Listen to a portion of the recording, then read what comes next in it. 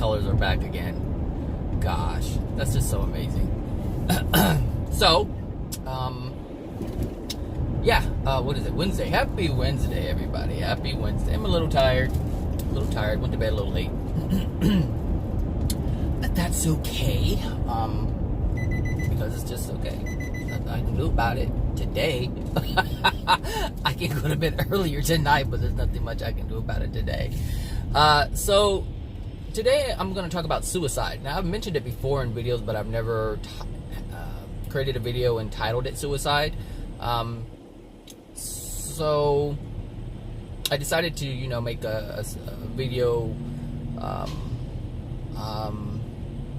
talking about it so that if people search for it, they may be able to find it. Because it's hard to find it if I don't put it in any title or anything like that, or description. So, suicide. So the reason why I'm talking about suicide is because yesterday I was talking with a gentleman, and he had a traumatic experience, and his friend tried or attempted to commit suicide, and he intervened. And this is also what I want to talk about. Gosh, this class is so amazing. So I just want to talk about it, as a whole instead of just a side little thing. And so last night when I was on my way home, I, asked Google, basically, what are the stats of suicide? Like, how many people, what are the statistics for suicide? And I found out that 3,000 suicides happen each day. That's 1 million a year, one every 40 seconds. And I was just like, wow, because that's not something that I ever really thought about. It's never been a thing. I don't work around people who, do suicide. I have a family member who committed suicide. He was 18 years old, so he was just a young guy.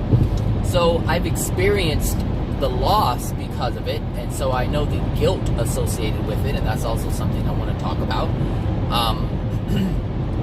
So, yeah, suicide. Gosh, where do I start with something like that? So, the conversation that I was having with the person, this person had just not, it wasn't too long ago, that the person had experienced this injury, and so there was a lot of raw emotions that were present, and clearly the person was holding back, which was not the right thing to do for himself, but it's, like I said before, that's how we're trained, especially as men. We don't show those types of emotions, and if we do, it's generally around a female that it happens. So, meaning girlfriend or mom or something like that, someone who they feel isn't going to judge them for having that emotion. Understand that, because that is key. That is very, very key. Men will show emotions if they are around someone they feel will not judge them. So, being that I'm a male and he was a male, he was holding back because the general rule is you don't do that, and if you do that, you're frowned upon. And so he held it in, and he created some turmoil within his soul that now he's going to have to release, because it is a sad experience. That kind of event, if, let's just say this, it doesn't have to be a sad experience. Well, it's a sad experience, but it doesn't have to be felt in that way. And it's a lack of understanding that we have, and the pain that we have within our soul that would trigger such an emotion. A celestial being will not cry because you committed suicide, because a celestial being doesn't have anything within their soul that would trigger that emotion. But if you do feel like you want to cry, that's because there's something within you that's supposed to be released. And there's so many different emotions that are attached to it. It could be the feeling of loss. It could trigger something that you didn't grieve from the past, like say a parent or another friend died and you didn't grieve their loss, and so the potential of this loss could trigger that. So there's so many different things. It could be abandonment issues that are triggered. You don't want to be left alone.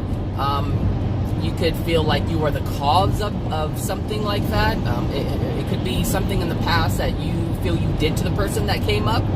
And if someone is trying to take their life, you may feel that whatever you did in the past contributed to this thing. And so there's just so many things that can be attached to this type of event. And so, as I was talking to the person, I was, trying to get a feel for the individual and, see where that person was at. So I asked a question, I simply said, well, how are you feeling? I already know how the other person's feeling, but how are you feeling? Because this person is supposedly not in that state, but has experienced a traumatic experience and is showing emotion. So I knew he was suppressing emotion because it was right there. It was just right there, wanting to come up.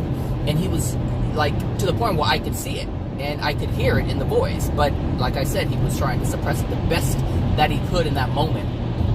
And so I asked, well, how are you feeling? Because it was important to me. It was important to me how this person was feeling. It was important to me. And I don't know the guy. I don't have to know the guy. All I know is that he's a soul, just like I am. And we're brothers, if you look at it from the perspective of the Creator and us being the children. So I had a genuine concern. And I know that I hold a vast amount of knowledge in terms of why these things are happening and why he's feeling whatever he's feeling. It doesn't matter what he was feeling. I already understood what he was feeling. So I asked the question, how are you doing?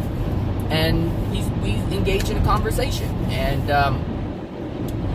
so it started to come, I said little things and he was like, yeah, I know that.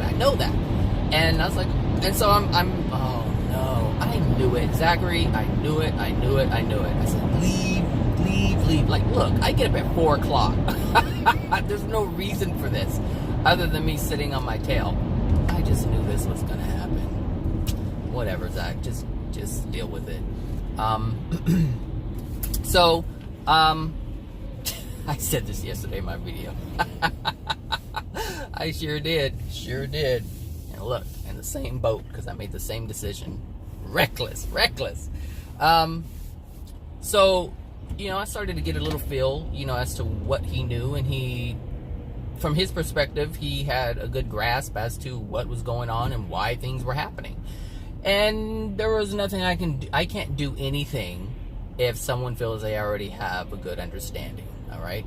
So, there were little things I was talking about, and, he asked me, I said, well, I work in this, and I do this, and I do that. He goes, oh, I had a feeling, da-da-da-da-da. And so as I started, talking about certain things about his friend and things like that, and what he was going through, I was talking about, that it's suppressed pain. And he's like, yeah. So as I started to talk about his friend, as if I already knew what his friend was going through, he started to loosen up a little bit, or open up a little bit, and started to really engage in a conversation.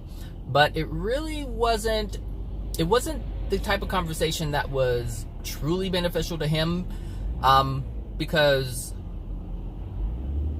of his personality and the things that he is dealing with that disallowed him from really getting some knowledge that could really help him and his friend at the same time.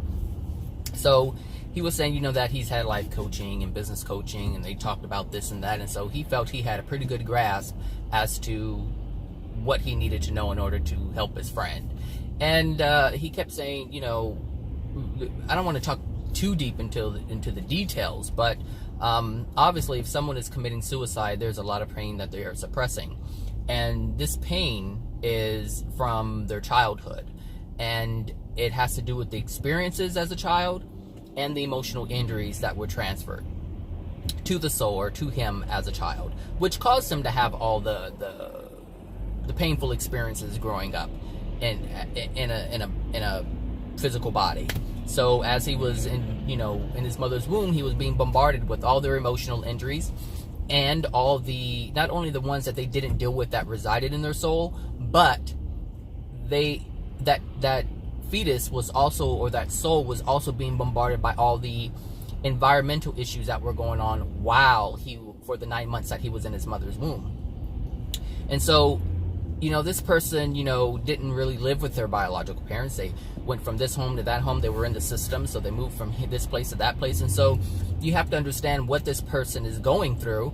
And the child didn't know. The child didn't know any better. And the thing is, the parents didn't know any better. And that was like quite clear because he was placed in the system. in foster care. And so you go to home to home to home to home. It's not a stable environment, and most importantly, children feel as if it's their fault, as if they're the cause, they are the reason. And they're not the cause, they are not the reason. Their parents are. But their parents were messed up because their parents were messed up. You see? So you have to understand how this all operates, how it all works. And so if you don't understand emotional injuries, if you don't understand the emotional injuries that are transferred to one soul to the next soul at conception, and then the environmental emotional injuries and energy that's going on in that moment, if you don't know this, like if this kid knew this growing up, first of all, he wouldn't even be in this situation because his parents would have been there to teach him.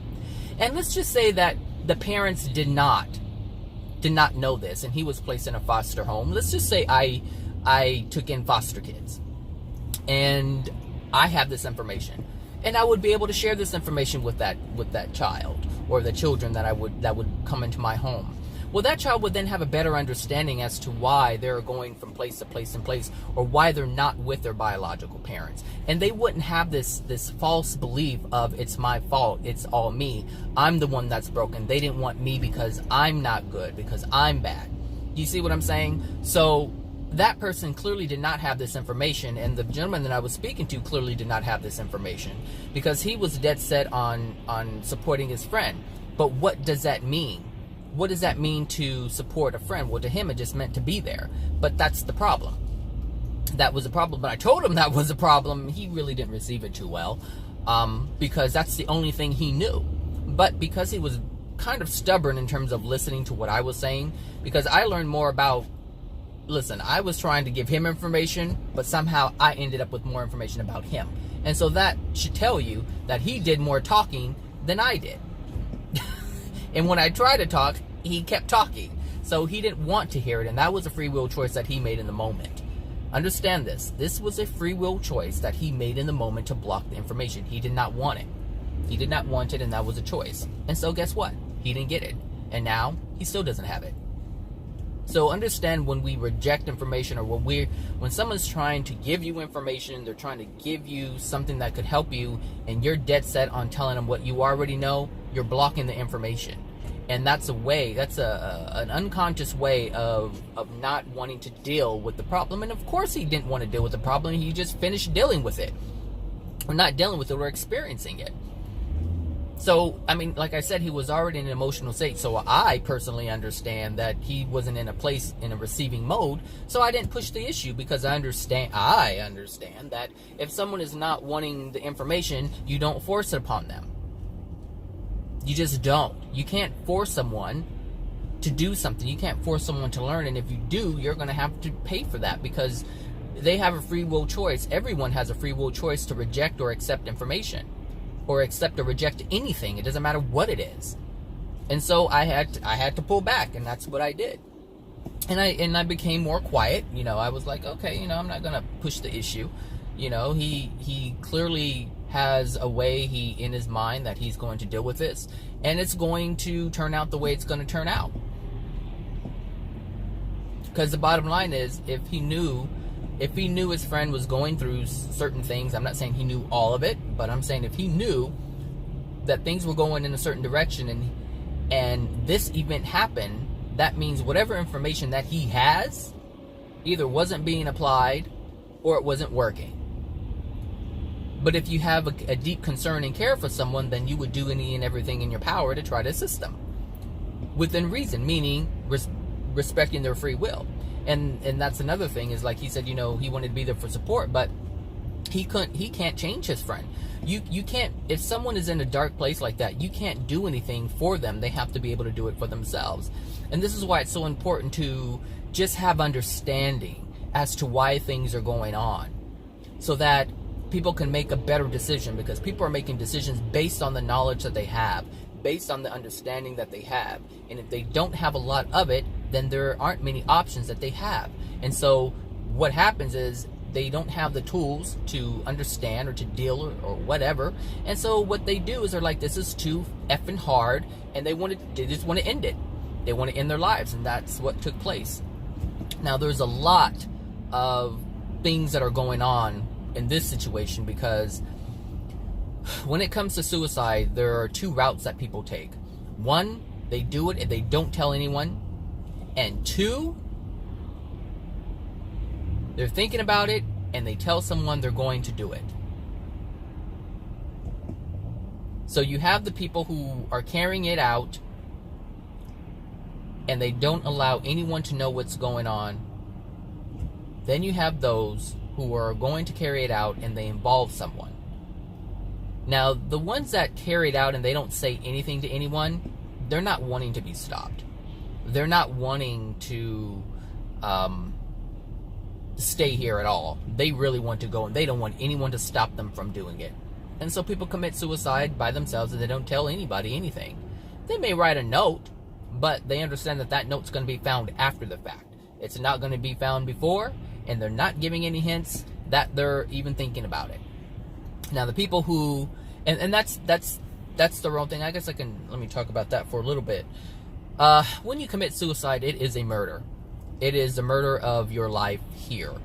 And it holds the same weight, it holds the same penalty as if you were to take someone else's life here on Earth. Granted, we don't die, but if you stop someone from having their earthly experience, or stop yourself from having an earthly experience, it's suicide. It's an unloving act. And it will be viewed by the universe or by the Creator and the Creator's laws as such. And so these people will have to pay for it. They will feel the penalty of that when they cross over. And so those who even think about suicide, who contemplated it or have contemplated it and are currently contemplating it, it's not worth it because it's even worse. And whatever you think you're suffering from here, you can't imagine. You cannot imagine, and you don't want to. You don't want to even have that as a possibility, and so you want to rethink this. But coming from Zachary, there are things that you don't understand as to why things are taking place in your life, if this is you, or things that people don't understand if you know someone who, regularly or sporadically, hints at it or says, I just want to end it all. There are just things that are not understood, and this is why, again, it's so imperative to have understanding, and this is just not right. This traffic is so not right now. So those who involve someone like this in this situation, the person called had everything set up in their place and had already started the process, and then decided to call. He called his friend and to tell his friend that what was going on, and he just wanted to end it, and that's it. And so basically when he came in, I'm assuming he was already unconscious because he had to do CPR with 911 on the phone and all this stuff. So this was a very traumatic experience. And so you have to understand this is also an unloving thing, because now what the person who was attempted to commit suicide has now involved his friend in a very traumatic experience, and this experience is going to be with him for the rest of his life if he doesn't know how to process it. And that's a very unloving thing to do. But understand that anyone who attempts to commit suicide is lacking love, and so they don't know how to act in love. Does that make sense? They know how to act in addiction, but they don't know how to act in love because they don't have it. And the reason why they don't have it is because it wasn't given to them. And so even though we can understand this, it doesn't change the fact that his actions are his actions, and they are not justified ever. There is never, ever, ever any justification for any unloving behavior. None. There's no justification in this universe, because this universe is created in love, and it was never, ever meant to, or a soul was never, ever, or never supposed to be operating in this manner. So being that it does, or that we do operate in this manner, it's an unloving thing. It's out of harmony with how the creation of the universe was put into whatever. So it's important to understand that that the attempt that was being made by the person, there was an unloving act being committed towards that their own self, and also towards the person that they involved. Now, when someone tries to commit suicide and they involve another, there's some outside forces at play. There are some outside forces at play, meaning spirit influence. Because if it is your desire, it is your desire, and you're going to carry it out. But what is happening here is you have two different things that are taking place. Number one, you're trying to take your life, and number two, you're trying to tell someone. And the only reason why you tell someone is because you want their assistance. And so there's two actions that are two desires that are at play at the same time. And the thing is, we can only do one thing at one time. That's what we do. We only focus. If it is your own desire, you don't do two things at the same time. You focus on one thing. Now, I'm not talking about regular multitasking, because your desire is to do all these different things at the same time. But these are completely different. See, those task-oriented type things where you multitask, everything is in the same direction. Everything is in the same direction in terms of benefiting you. But in this case, you have one situation where you're trying to go in one direction, and then you have another situation that's also being carried out by you in the complete opposite direction. And this is a call, this is a cry for help, this is a call for help. And so it's something that people don't realize. And, I told the guy, I was like, look, because he was saying, how he had the life coaching, and I was like, there isn't anything, when it comes to the soul, there isn't anything the psychiatrist or therapist could ever talk about to give someone a true understanding as to what's truly going on. Because if you go into some kind of mental health place, and mind you, I work in a mental health place, so I know for a fact this is not going to come up at all. They're not going to talk about spirits. They're not going to talk about spirit influence. They're not going to talk about all these different things that happen in the non-physical. That's not going to happen because they don't know anything about the non-physical, which is what I was trying to convey to the guy. But he was kind of set on him already knowing what he needed to know. So I was like, okay, I can't do anything.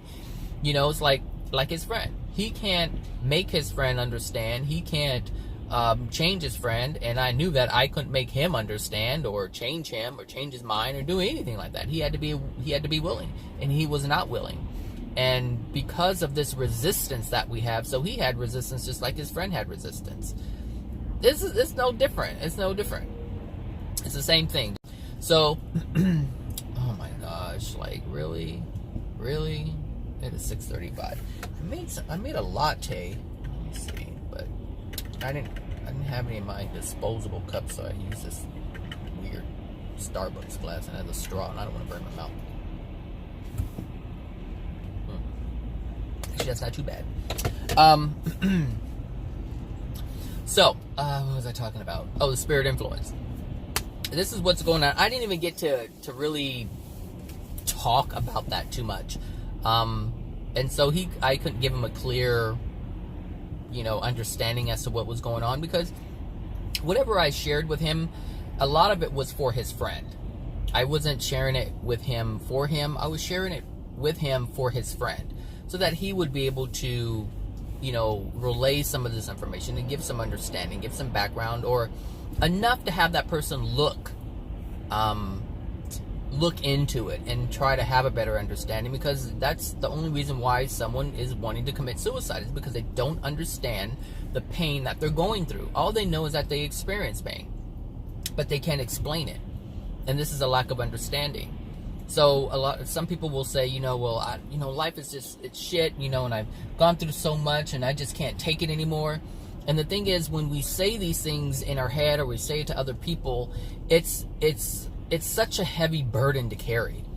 And to live life every day pretending with a smile that everything is fine, people are trying to engage in these happy activities, these joyous activities, but they really can't have true joy and true happiness, because their soul is so plagued with all of this unloving, painful stuff in it.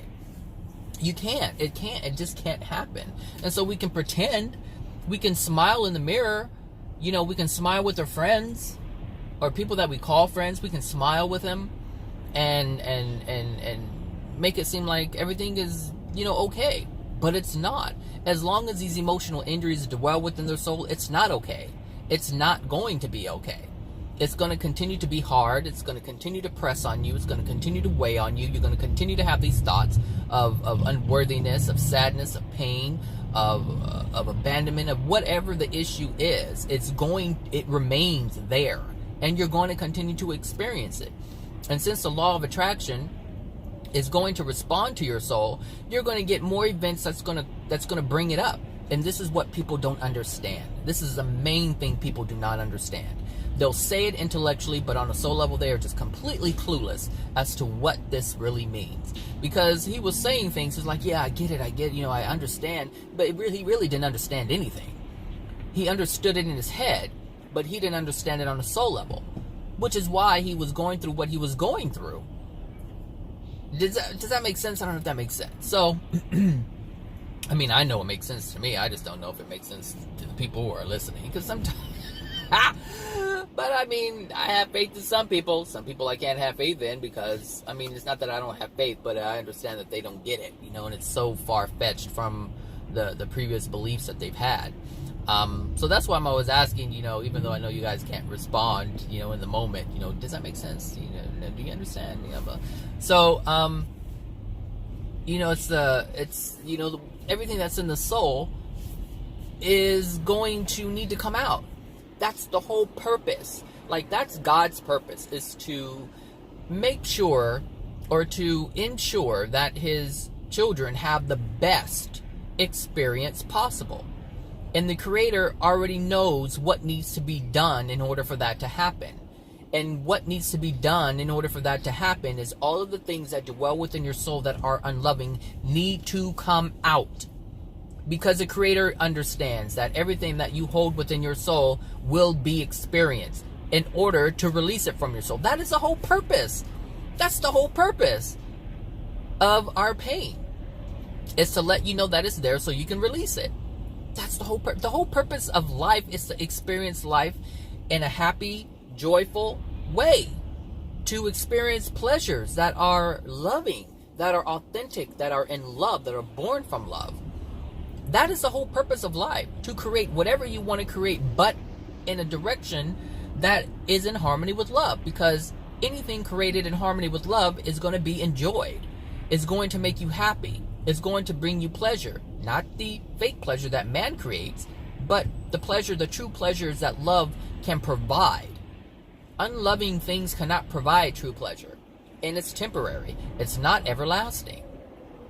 And so every experience that we create is meant to be enjoyed in love. That's it. But that can't happen as long as we continue to hold the unloving emotional injuries that we get from our parents and our environment. And that we create ourselves because of these things that dwell within us. Like, the Creator knows that. And so the Creator has set it up in the system already. Like, the potential was already there. The Creator knew that when he gave his children free will to create, it can go in any direction. But that's the freedom that he gave the soul. He gave the soul the freedom to create any way they wanted to create.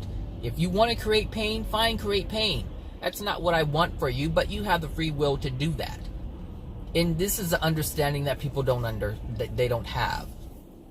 So, all the stuff that's within our soul is going to be brought up. How is it going to be brought up? By our experiences. That's it. It's going to come up again. So this is not going to be the last time that he experiences the pain that he's experiencing. It's going to come up again if he doesn't release the things that are within him, which is what I was trying to get his friend to get to. But he didn't want to hear it. He didn't want to hear it. And it's interesting because he said he knows that, he wants to be there for his friend and support him. But yet, he wasn't willing to accept information that would allow him to truly do that. To truly allow self-love, because this person doesn't have self-love. If you don't love someone, sure, if you're angry enough, you'll kill them. You'll try to murder them. You don't try to murder someone you love. So you have to ask yourself, if someone's trying to murder themselves, do you think they love themselves? No, they don't. And these are truths. These are absolute truths. So we have to ask ourselves, what needs to change? Well, the thing that needs to change is the love that is within the person. The level of it, it's almost non-existent because they're willing to take their life. Like, they have been given an opportunity as a soul to experience life in a positive way. Granted, they weren't able to do that because of their parents, and then, you know, the things that were within their soul that caused their... Because, understand this, if you're bouncing around from foster home to foster home, it's because of the contents that are within your soul. And understand that those contents that are within your soul came from the people who allowed you to be in foster home. Does that make sense? So, this is why it's so important to understand where this comes from. Because as a child, it's not your fault. It's not the child's fault. Ever. So, if this is you, or you know someone who has been thinking about it, it's not their fault. Ever. And it's not your fault if this is you. And it's not even your parents' fault. Or their grandparents' fault. Because understand, if your parents are jacked up, it's because they had an upbringing that was jacked up. And if their upbringing was jacked up, it's because their parents had an understanding or a lack of understanding in a life that was jacked up. You see what I'm saying? It's just passed down from soul to soul to soul. So it's really not anybody's fault. What it is a lack of information for generations. Just an ignorant generation. After generation. After generation. After generation. And if you look at the whole of humanity, we're just a bunch of generations of ignorance. But, however, we can change this. We can change this. Look at the stuff that I'm talking about today. Here I am, oh God, how old am I? 41? I think I'm 41. I'm 41 years old. I'm talking about the universe. I'm talking about the soul. I'm talking about all these different things. And yet here I grew up without a father. I grew up in a situation where I was sexually molested. I grew up being called, you know, racial slurs from people who are called my family and people outside of it. I was rejected by the black people. I was rejected by the Hispanic people because they saw me as being opposite of them, and they didn't like it. And so if you don't like someone, you let it be known. So of course I've had a great deal of pain growing up, but look where I am today. So just because I had jacked up parents and jacked up grandparents and whatever, like when I look at, like, I grew up without a father. Like, I knew who my father, I met my father in 2015 for 7 days. So I finally met him, but I didn't grow up with him. Like, my parents divorced when I was 2. So I basically grew up without a father. And guess what? My mother grew up without a father. She grew up with her stepdad. So when you look, it's just like, it's just trickling down, trickling down, trickling down. And that's how it works. That's how it works. But what I'm saying is, there are people who grew up in my situation and they're just a mess. A mess. They feel, you know, they let the emotions of abandonment and lack of self-worth to take over. Whereas I didn't allow it to take over. I still have to contend with the things that are within my soul that I haven't released. But I haven't allowed it to take over my life to where I don't want to do anything with my life, and I think it's time to end it. Like, that's not, look, I'm 41 and I'm not dealing with that.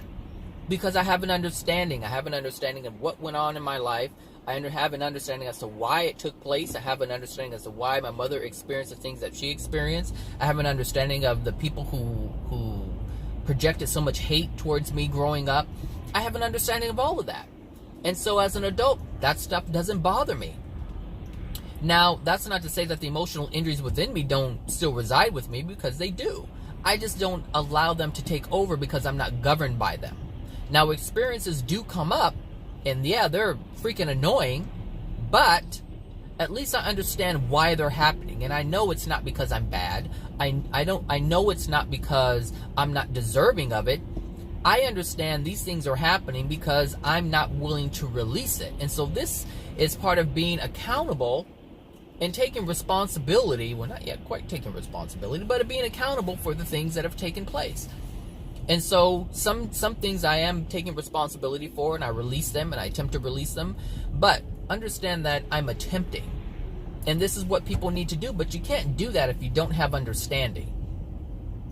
You can't get out of the cycle of suicide if you don't have understanding. I have this one Facebook friend who seems like when I first met that person, they were always talking about suicide. If it wasn't one week, it was the next week or every other week. And it was so consistent, like I got used to it. I was like, okay, here we go again. Here we go again. And I understood exactly what was happening. This is crazy, this traffic. You know, I wonder if I had no, nothing told me to take a different freeway. Did it? I don't remember. Anyway. You know what? Hold on a second.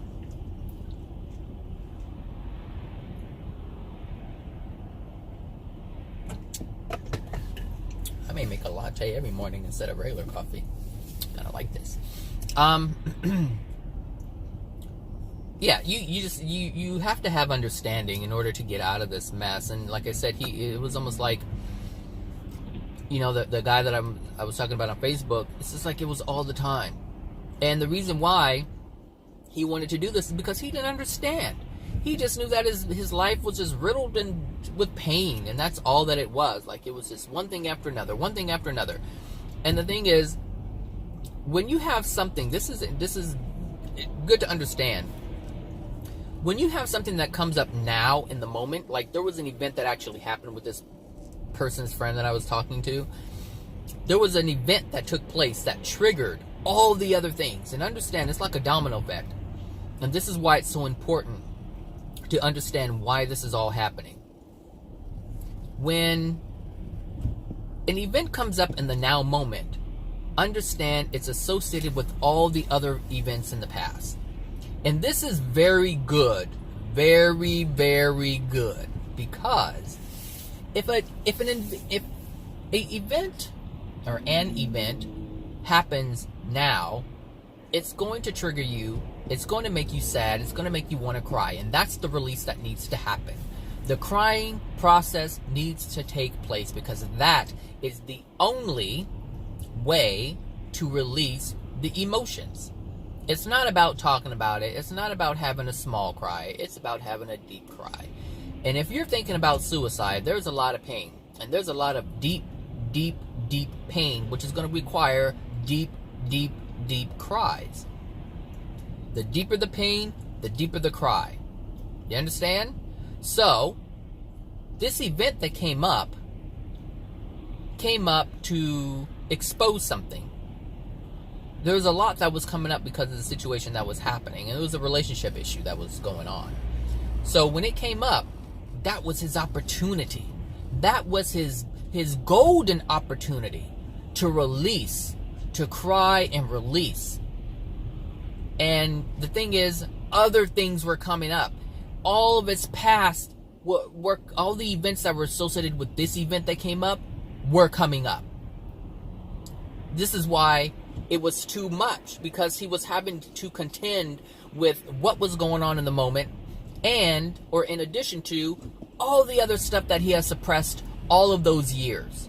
This was his golden opportunity, because when we're engaging in addictions, when we're out with our friends, when we're doing fun things, it's hard to find these deep-seated emotions that lie within our soul, that dwell within our soul.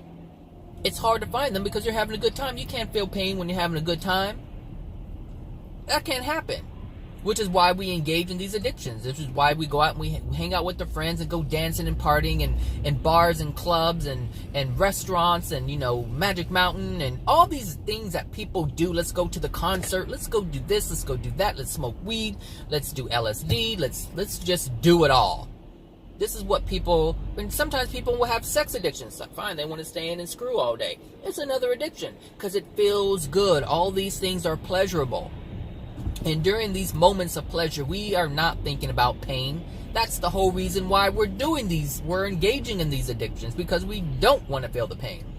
So when he was delivered this perfect opportunity, this perfect moment, he couldn't handle it because he didn't know what to do with it. Now, if I was presented with something like that where I was overwhelmed, oh, you don't know how much I would welcome that.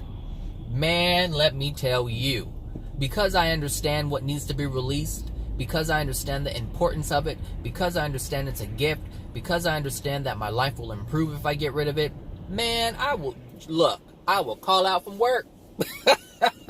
Know this, I will call out, and I would just let it go. Because that's what I would need to do for myself. That is the best thing I can do for myself. And the reason why I would be able to do this is because I am aware of it. Because I have an understanding.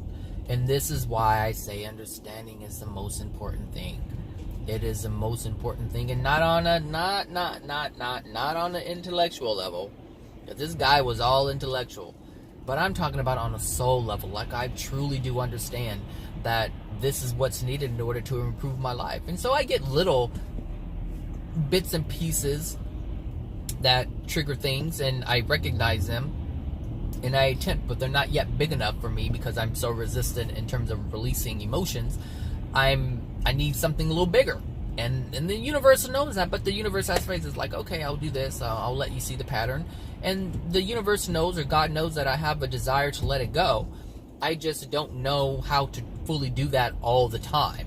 Sometimes I can release certain things, yeah, but sometimes I try to think about certain things to release, and it doesn't work that way. I know it doesn't work that way.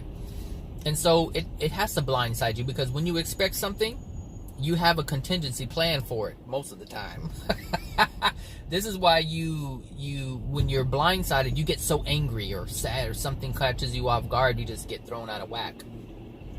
What in the world is going on? Like, this is crazy.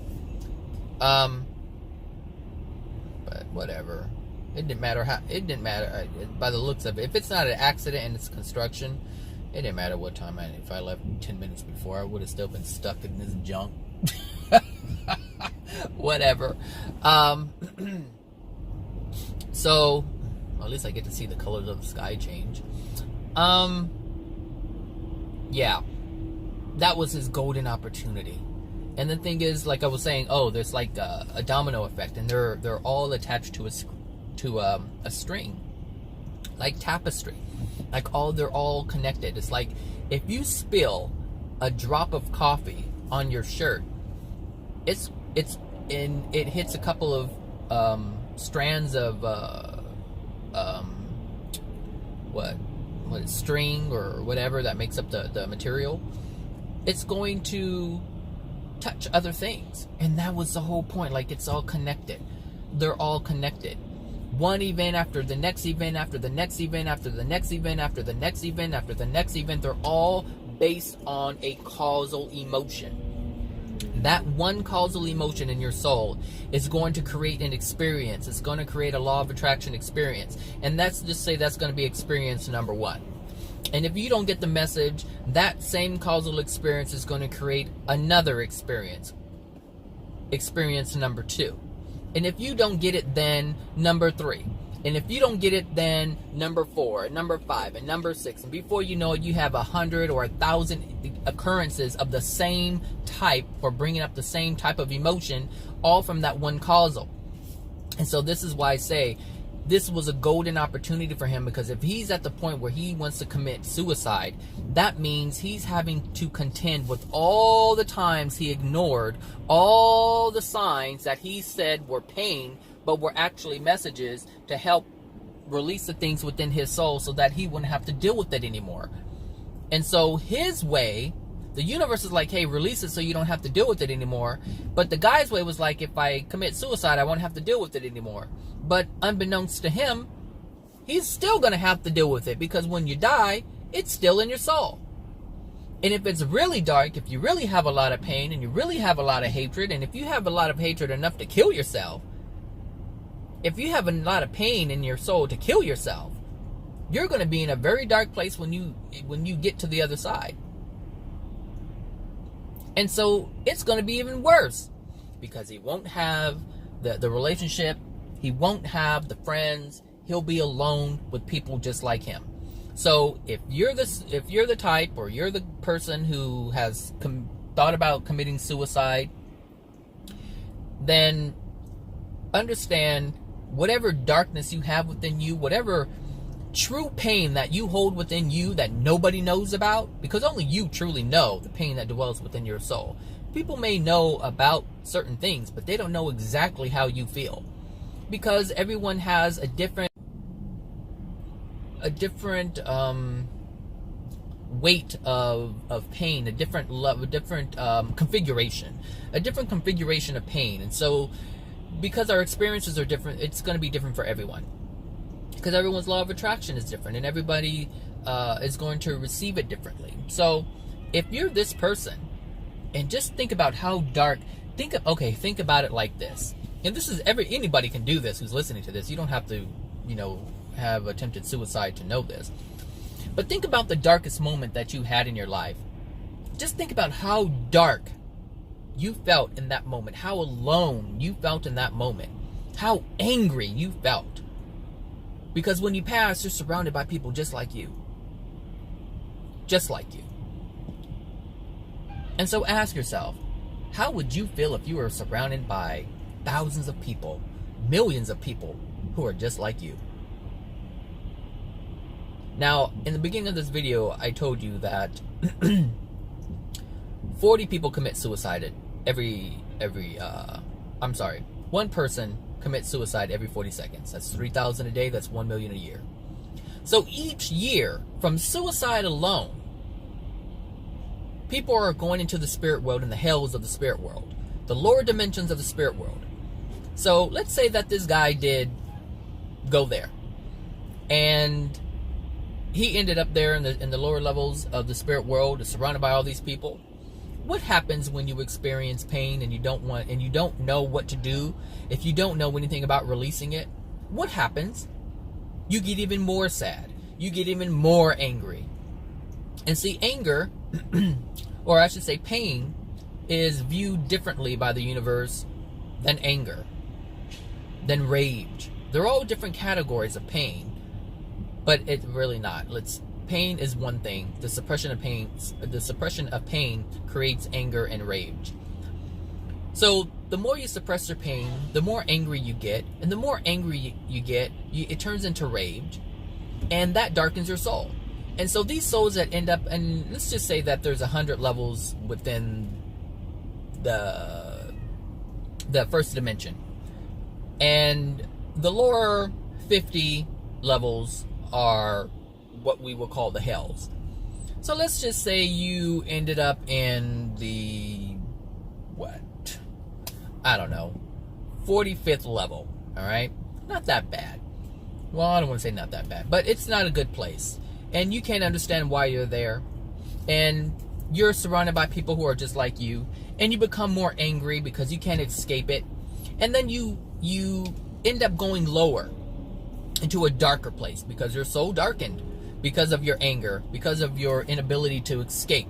You get frustrated, right? So you become angry, and so your soul darkens, and so your environment darkens, and so you move down lower, and then you become even more angry and more rageful, and then your soul darkens even more, and you drop down even further, and so now you're in the 30th and the 20th. Come on. This is what I'm saying. This is why it's so important to deal with this stuff here, because once you're in the pain, once you're surrounded by the anger and the rage, it only gets worse if you don't know what to do to get rid of it. And this is why people progressively get worse in the spirit world. It doesn't get better because they don't have the knowledge, they don't understand. And this is why I wanted to share the information with the person, because I don't want anybody to suffer, but I understand that it's not my desire that counts. It's theirs. And he didn't desire to have the information, and so that's that. But actually, this is the reason why I'm making this video, because I gave him my card. And I said, hey, here's my card. I make some YouTube videos, blah, blah, blah, blah, blah. Now, I'm assuming he didn't want to, because of what he was dealing with yesterday, he didn't want to get on YouTube and watch any videos. He probably wanted to get some rest. He had a long, exhausting day. So I figured this morning I'll make a video. And if he does ever go on, my channel, and he'll see suicide, obviously it's going to stick out because it's an experience that we share together, a topic. And so he'll know he'll know that I'm talking about him, and he'll know I'm talking about his friend, and he'll get some information that was rejected at the time. But I understand why it was rejected, which is why I'm putting it out here now, in addition to having other people, having it available for other people who may be looking about suicide, looking up suicide. Because people talk about their suicide attempts all the time on YouTube. All you got to do is type in suicide, and people will talk about it. They'll talk about how lonely they felt. They'll talk about things that will resonate with you, and you'll be able to relate. But that's somewhat beneficial. These people don't generally know how to not be in that place anymore. Now, they may have coping skills that they want to share with you, and they'll say, it's not worth it, your life is beautiful, life is, great, and I didn't know that at the time, but I know that now. Like, these are things that they will share, and yes, it's true, but it depends on the configuration of the pain, because a certain configuration may not resonate with what someone is sharing, and this information may not resonate with someone that listens to it if they're not willing to deal with the things that are within them. If they're hell-bent on, this is crazy, I'm on this freeway for this long, like, I can't even get off to go back home.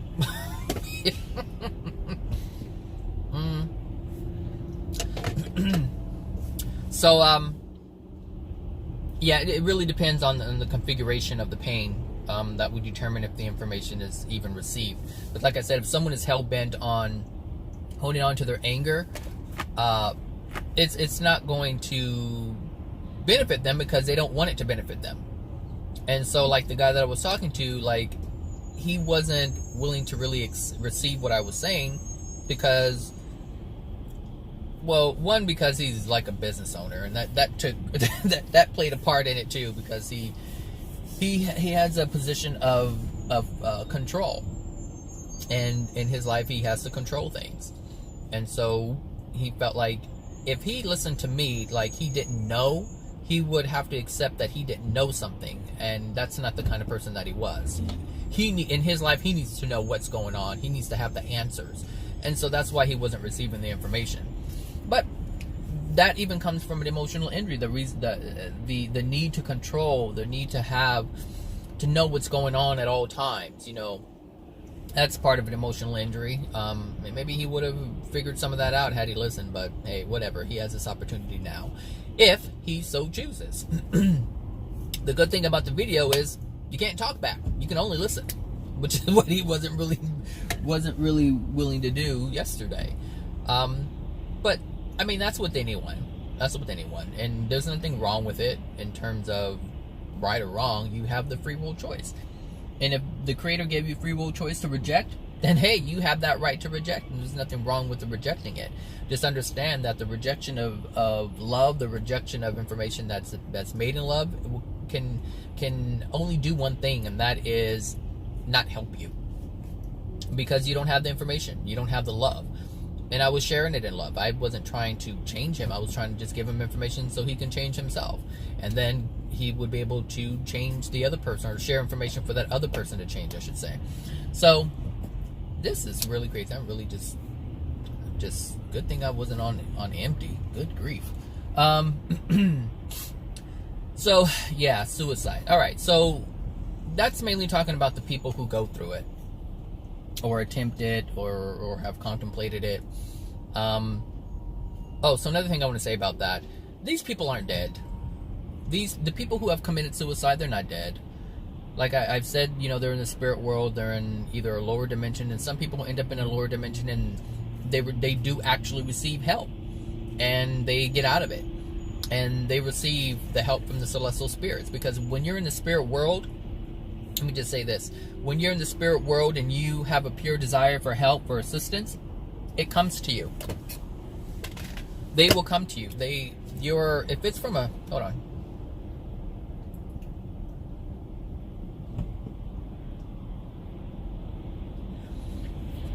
If it's from the soul level, then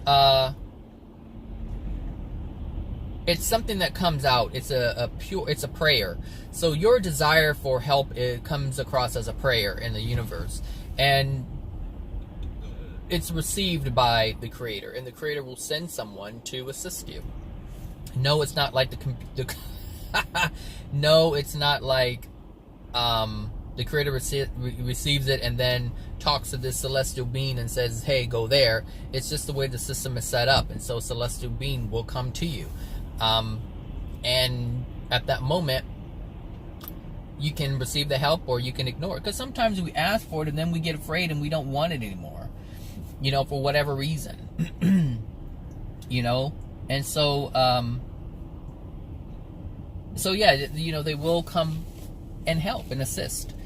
And let me see. Oh God, I think I messed it up. It's really bright now. What was I saying? Oh yeah, the celestial being, they'll come and help. And if you take their advice and release the emotions, and that's really what happens, is they release emotions and they end up being in a level that's higher instead of going lower, like I explained earlier. Instead of being more angry and rageful and darkening their soul, when they release some of these emotional injuries, what happens is their soul brightens, and so they become their location changes, and they move to a higher location, or I should say a brighter location, which is a higher location. And so as they continue this process, they move up and up and up. And so there are people who have passed away into the lower dimensional space in the hells, and now the celestial beings, because they release the pain. So things can change. Things can change on earth, and things can change in the spirit world. The soul has an equal opportunity to change no matter where it is. The Creator has set it up that way. It doesn't matter where you are or what you are experiencing. You can live in a hut and release your emotional injuries and brighten your soul condition. You can live under a bridge, release the emotional injuries, and improve your soul condition. See, you don't have to, you know, the physical is not always a clear representation of your soul condition. Because like I said before, you can have mansions and still have a dark soul. Just look at the entertainment industry and all these sex rings and pedophiles and child trafficking and all these different things that are going on. You can be a billionaire, a multi-millionaire, and have any and every gadget and object that there is to have, and still have a dark soul. It doesn't matter what you have here. It's the experiences that you have, not the things that you have. And the thing is, you look at these people who have money, you look at these pop artists or country artists or rap artists or any artists or actors and actresses and CEOs and business moguls, and you look at all these people and you're like, wow, they have it all, their life must be great. Meanwhile, some of them can't have kids, some of them have all kinds of diseases, they're dying of cancer. I mean, just look at how many people die of cancer. Look at Robin Williams. All the money, he has millions and millions, homes, whatever. He has what he has, and yet he's an alcoholic and committed suicide. So the physical things that we have is not a clear representation or a good gauge as to how our soul condition is. And some people think that, but that's not true. There are many wealthy people who commit suicide. You don't hear about it, but it happens. And there are poor people who commit suicide, because it's all based on the contents that are within the soul. This is why I don't care what I have in terms of physical things. That's not important to me. It used to be, but it's not anymore, because I understand. I understand that we're in a system, and this is part of the problem here on this planet. Is the system is not set up to reward you based on your soul condition. The system, man's system, is set up to reward those who go along with the unloving ways of the system. You're rewarded if you partake in things that are unloving. That's how you're rewarded here. But that's the overall condition of the planet. That's the overall soul condition of humanity. And so that's how it functions. It doesn't function by the Creator's laws and laws of the universe, man's system functions on man's laws, and that's it. What man deems is this and that and the other. And it's the same thing with family. Like, I remember the guy had mentioned, you know how it feels to not have family, and, you know, things like that. Yes, that's hurtful if you are taught that family is the only thing that you have. If you're taught that family makes you who you are, of course you're going to feel like you missed out on something. Because man is telling other men, women, other human beings, that this is what's important. And if you don't have it, you don't have anything. Family is the bond that lasts. Blood is thicker than water. You hear this all the time. And so if this is something that you grew up believing, if you don't have that experience, you're going to feel like you missed out. You're going to feel like you're left out. You're going to feel like you're not worthy of it. Do you understand? But the truth is, your family doesn't dictate who you are, but you're letting your family dictate who you are. So if you have a family that's jacked up and they don't know what's going on in their life and they treat you unloving, you're being affected by them because you're depending on that, because you've been taught to depend on that. Now, I used to be like that. Because my family was so unloving, I used to think things like that. Like, oh my gosh, I missed out. I don't have a loving family. You know, why me? Blah, blah, blah, blah, blah, blah, blah. I've been down that road already. But now, I could care less what my family is doing. I don't even contact my family, to be honest. And I've said this before. You know, why? When people are unloving, do you engage with them? If they're strangers, do you engage with them? No. Why? Because you know these people are unloving. Do you go out and talk to, you know, people? Would you allow a stranger to abuse you? Would you allow them to just do that? No, you would just leave, or you'd probably fight back or talk back or yell back or curse back or whatever. But you would do something other than just sit down with them and let them abuse you, is what I'm saying. So why would you let family members do this? And so here's the thing. The experience, when you're placed, like for the situation with the person that the friend of the person I was talking to yesterday, if that person was placed in foster home, understand that they were removed from a family that wasn't capable of loving. Understand that. All right. Now, the feelings that dwell within the child is going to dictate the experience they have. So this person was placed in foster care, and they were placed in specific foster care. They were placed in specific homes. See, all foster homes are not the same. There are people who don't care. Oh, trust me, growing up, I knew people who ran foster homes like it was a puppy mill. They just had the kids there. The kids didn't have anything. They received the money for the child. They went without. They were fed the crappiest of foods. Meanwhile, the person who took the children in is driving Lincolns and Cadillacs and buying all kinds of things for their place when the child went with nothing, and the money is really for the child. Do you understand? So I understand clearly how it is. Like, I was able to see the sadness in the children because they felt unloved. But not all families are like that. Not all foster homes are like that. So you have to ask yourself, why was this child placed in foster homes that were unloving? Do you see? And it's because of their soul condition. Because they were responding to it in a negative way. But if you understand, if you don't respond in a negative way, and you understand, he would have understood that being placed outside of the unloving family provided an opportunity for him to be in an environment, in a foster home, that was loving. But he couldn't have that because he was responding negatively toward that situation, toward that event. Does it make sense? So he created that by his soul condition, by how he responded. Does that make sense? So what he's angry about, he created. Nobody created. Yes, his he had a predisposition because he was given these things, but he doesn't have to respond in the same way. Just like I don't respond today like I did when I was younger. When I responded negatively to the situations that I was having when I was a child, I experienced more negative experiences. But as an adult, and I started to understand these things, I didn't respond so negatively. And therefore my life experience changed. But for this guy who attempted to commit suicide, he hasn't figured that out. He hasn't figured out the pain and suffering that he's feeling, that he's perpetuating these experiences.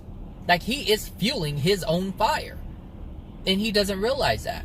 And because he doesn't realize that, he feels helpless and hopeless. And that's where the suicide attempts come from. This is why I say it's so important to understand. You're getting more understanding today than you probably ever have. In this 1 hour video, because this traffic is so long. But hey, it's a law of attraction. And it's happening for a reason, and maybe it does have to be this long. Maybe I do have to be so detailed in this video. Maybe I do have to talk about the things that I'm talking about. Maybe someone does need this. Hey, I'm just here. I'm just sharing the information. You know, whatever. I'm just sharing it. So, so yeah. Anyway, now when it comes to people who help others in suicide situations, we have to be mindful of this as well. And this, even, you know, it's like you may think that the people who commit suicide have it hard. You may think they have it hard, and you're like, yeah, you know, I feel for people, you know, they're going through that, but you really don't. You really don't. And it's going to come up right now when I talk about the things that happen when we try to interfere with people who attempt to commit suicide. You know, because of the lack of understanding, and understand that, you know, if you have never experienced the pain and wanting to commit suicide, if you never experienced that, then it's really difficult to understand. And you're probably saying to yourself, you know, yeah, I hope they get it. I hope they understand, you know, because I get it, man. I know not to do that. I know, you know, release my emotions. Well, if you're faced with the decision of having to assist with someone who has attempted suicide, there are certain penalties that are placed upon you if you do so. And this is difficult, and this was one of the reasons why this guy did not want to listen to what I had to say. But he knew it. He knew it because he said when he was giving his friend CPR, he knew, he felt like if he was interfering with the process of him taking his life. As he was pumping, you know, and doing the compressions and all that, this is what was going through his mind. Like, is he interfering with something? And not everyone has that. He had it, but not everyone has that. But there are penalties for interfering. And in order to understand that, we have to understand the free will that everyone has. And the free will that everyone has to take their own life if they want. If this is something that they truly desire, they have that right. There will be a consequence to it, absolutely. But they have that right. And some people don't want to allow people to have that right. They don't want to give them that opportunity. And that's what I want to talk about. So, the fear that we have of someone taking their life isn't based on the pain and suffering that the person who's attempting suicide is feeling. It's actually based on the emotional injuries that dwell within our soul. So what are we going to feel? See, we don't want to feel pain. This is one of the things we prevent. A lot is feeling the pain. This is suppression of pain. So if we know that there's a potential of pain, we will try to circumvent that situation and stop it. And that's what happens. What in the world? You got snow cloud? Like, what's going on? I don't know what's going on. Something's going on. It's within the soul. It's within our soul. It's the fear of feeling that pain. But that fear is based on something that's within our soul.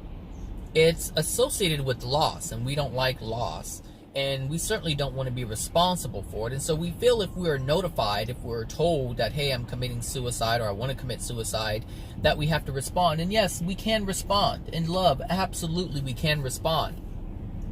But we have to be aware, we have to remember the rules of engagement when we're dealing with the law of the gift of free will and the universal laws that are imposed upon our souls that are within the universe, that the universe is built with. And when we engage, we have to remember how to engage with the soul. And the rules of engagement remain the same. Despite the situation, they remain the same. You can suggest, you can recommend, but you cannot force and you cannot do for another. We must be able to have complete autonomy over our being. We must allow another to have complete autonomy over their being. We have to. Now, there is, or I should say, there is a caveat in that. And there's kind of, I don't want to say a loophole, but for lack of a better explanation, that's what I'm going to use. There is a loophole. So we cannot force anyone to do something, but we can restrict them from doing it. We are able to restrict someone from doing something that is unloving, but we cannot force someone to do something. Does that make sense? So, for instance, if a person is attempting to commit suicide, we understand, or you probably now understand, that it is an unloving thing. From God's perspective, from the Creator's perspective, it is an unloving thing. And we can stop people from doing unloving things. For instance, you can restrict someone from causing pain to another. So if you see someone who is beating up, just say a man is beating up on his girlfriend, yes, you can tackle the guy and stop him from doing that, because you're stopping him from doing an unloving thing. The loving thing to do is to stop someone from doing an unloving thing. All right? So if someone is attempting to commit suicide, you can restrict them from doing that. You can do that because clearly they're not in the right state. They're not in the right soul condition in order to think clearly. Clearly. So we have the right to do that. But to forcefully stop someone, it's okay if you restrict them, but I guess I should really put this, because this is really the important piece of it. It's the intent behind it. Are you doing it in love, or are you doing it in fear? Because this is going to make the difference on whether or not you are operating in harmony with love or not.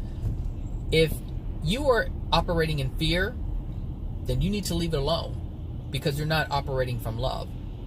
But if you're operating from a place of love, and you're there to restrict them from doing something that would harm them, you can do that. You can do that. I want to see what's really going on here. I want to see. Oh, so we want to do concrete work in the middle of commute time. That's what we want to do?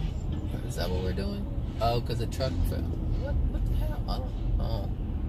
Oh, it must have broken the concrete. There we go. Okay, that makes sense. Oh, my goodness.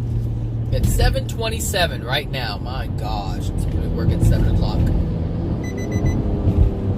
So, oh my goodness. I wasn't going to say. What did I say? Oh, so yeah, it's the intent that really makes the difference. That makes all the difference.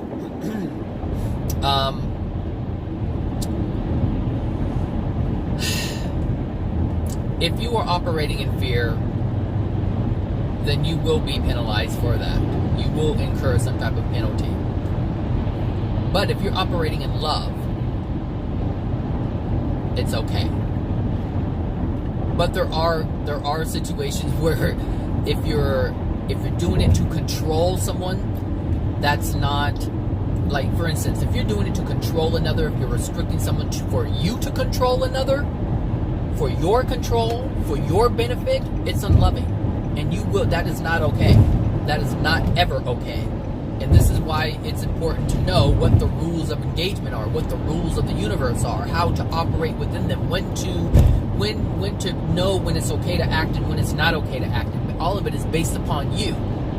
Everything is always based upon you, your soul condition, and what you're feeling. This is why it's so important to be in tune with your feelings, in tune with your emotions, and having a clear understanding as to why you are taking the actions that you are taking. So if you want to control, you're like, yeah, no, I don't want to let anybody do this, that's wrong, because you feel it's wrong, that's something completely different than you having an understanding, a clear understanding, and having no emotional injuries towards someone taking their life. Like, I understand. Like, for me, I have a clear understanding as to what's going on in someone who is thinking about suicide. I have a clear understanding as to what happens when they do commit suicide. I don't have any desire to control anybody. I don't have a desire to stop anyone from committing suicide if that's what they want to do, because I know, personally, what's going to happen to them when they die. I don't have a fear of them losing their life, because I understand they're not losing any life. They're just transitioning faster to the spirit world than they would have if they had not committed suicide. Do you see the difference? I'm not operating in fear. And so I would be able to talk to that person, explain to them, hey, you have the free will to do whatever it is that you want to do with yourself. You have that right. But let me explain some things to you. Just if you don't mind, would you allow me the opportunity just to speak to you for a moment? And this is where I would explain the things that are happening. The reasons why that they're feeling what they're feeling. I will let them know that I understand exactly what they're feeling, and then I would tell them exactly why they're feeling what they're feeling, and give them the chance to make a different decision without me trying to control them. This is the difference. This is what understanding allows you. Understanding allows you what power. Control isn't power. Control is not power at all. At all. I even posted this on Facebook the other day. Control is not power. So a person who is a CEO may think that they're powerful, but what they only have is control, but they don't have any power. That power is not present.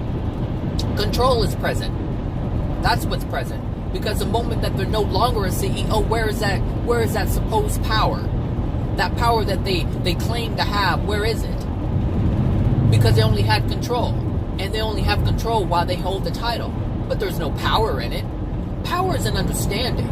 That's what the power is. So if I have understanding, I have the power to share information and allow someone else the same power so that they can make a different decision. This is the difference. So if you're looking to restrict someone, yes, that's fine. You can restrict them from doing something unloving and say, hey, look, this is what you're about to do. You don't seem to be, you're acting out of harmony with love, and you don't seem to understand what's going on. Let me explain some things to you, because some people don't understand what's going to happen when they pass. They think it's all going to be over with, but it's because they have a lack of understanding. And so if you have this understanding, you can share this understanding. You can share this power. It's the understanding that is the power. And so you give them the power to make a different decision, and still they can have the power and still choose, using their free will, to do something completely opposite. They can still carry out the action, and that would have been their free will choice, but you would have been loving enough to allow that soul to continue to hold their free will, to continue to own it. Does that make sense? I know it makes sense. It may not be accepted. You may not agree, but I know it makes sense. So when it comes to being the person that is, like, this person was contacted by the individual. Well, this automatically let me know that this person doesn't really want to die. And this person feels alone and needs help. That's what the phone call was for, the text message or whatever was left. That's what that was. And so the friend responded. He responded. And there really isn't anything wrong with how he responded, because he knew a friend was calling for help, and he responded the way that his friend really wanted him to respond. Does that make sense? Because there were, like I said in the beginning, there were two things that were happening. Oh, here we go again. There were two things that were happening. There was a spirit influence, and then there was the desire of the person who was crying for help. Does that make sense? So, I believe that the guy did the right thing. He did the right thing. Someone called for help and he responded. That's it. When you call for help and you respond, yeah, you're a friend. That's what you are. That's what you are. And that's what he was in that moment. And he was operating in the best way that he felt he could in that moment. And he did what he needed to do. And he doesn't have to feel, bad about it. That's, so if you listen to the videos, I'm not saying that you made a wrong decision. There's a lot of things that you weren't aware of that you are possibly aware of now, and could help you in the future and help your friend in the future, or anyone else who's listening to this for that matter. So, it's just important to understand, but I wanted to talk about the penalty. Everyone's law of attraction is based on their soul. And the law of attraction is a tailored experience. Like, it's a tailored experience specifically for you and other people involved. So, the creator is very efficient in the way he has created the system, the way he has created the laws. And he doesn't just affect one person. He affects many people. He brings them their law of attraction at the same time. So you are meeting with a specific person who needs to receive a message just as much as you need to receive a message, or they need to receive a message. And if there's 5 people involved, then there's 5 people who need to receive a message. And this is the perfect opportunity, the perfect situation for everyone to get what they need in that one moment, in that one experience. So, it's no coincidence that this guy, I asked him, how long have you guys been friends? I thought he was going to say something long, like, 10, 15 years. They've only known each other for a year. A year. It's no coincidence that he's in his life. It's no coincidence that this guy is in his life. They've only known each other for a year. And out of all the people he has ever met in his lifetime, this is the guy he calls? The guy that he's only known for a year? Think about this, people. This is no coincidence. This guy was put in his life on purpose. On purpose. Why? Well, I can pick out a whole bunch of reasons. One, the main one is, he is loved. He is cared for. He is cared for. People do care. And when you commit suicide, the thing that's going through your mind is nobody cares. But he felt this one person he felt may care, and he called him. And that's who he reached out for help. So he knew in his soul, in the depths of who he is, he knew or had a strong feeling that this guy may care, but I'm just so plagued with this stuff. But he may, and he did, and he does, and he still does. And the conversation that I had with him yesterday, he has a lot of love for this guy. The emotions were evident of that. That's the evidence of that. So, who got the message here? And there were some things that the guy that I was talking to was going through. I'm not going to talk about it, but there were some things that he was going through, and this situation just added to it. I mentioned it a little bit to him at the end. I added it in there. Like, this is your law of attraction too. This feeling of a lack of control. This is an uneasy feeling. And he said he felt, during this whole process, he felt it in his being, like this was uncomfortable. It was a bunch of stress and tension. And anything that brings us stress, anything that brings us anxiety and frustration, it's because we're doing something wrong. And so he was actually noticing that there was something going on within him as he was going through this whole process. So though he was being loving, at the same time he was recognizing, or had the opportunity to recognize, that he was involving himself with something that he shouldn't have been involving himself with. Does that make sense? Because he was interfering with God's universal laws. And God's universal laws, like, the Creator knows that you can't die. The Creator knows this.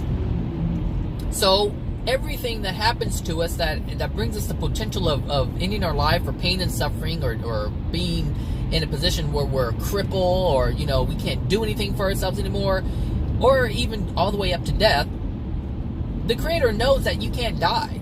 And the Creator knows that even though you may be in a position where you can't move, or you may be in a you know, what is it, quadriplegic or whatever, even though you may have gotten yourself in this type of situation, once you pass, you're released from the physical body. So you're no longer restricted by the limitations of the physical body. Like, the Creator already knows this.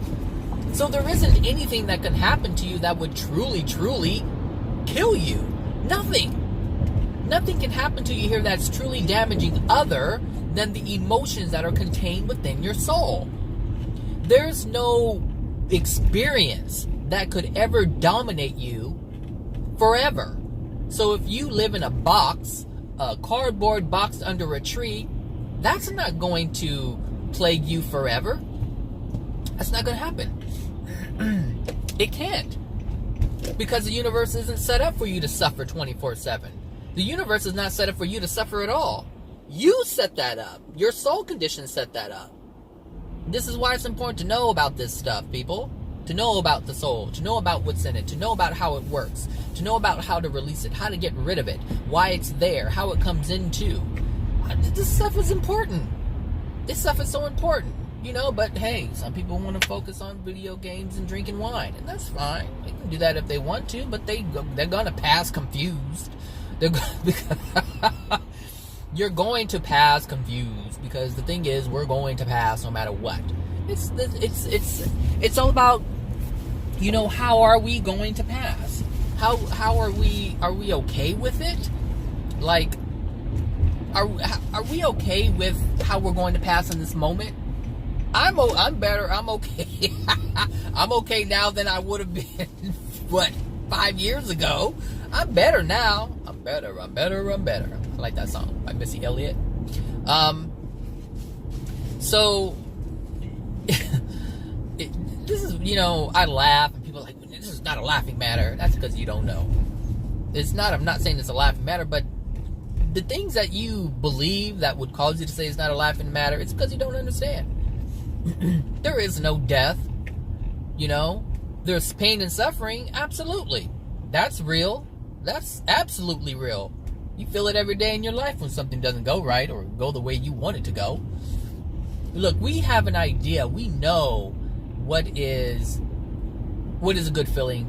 We can have, like, we have an idea as to what a good life is. For the most part, we understand what's good and what's bad,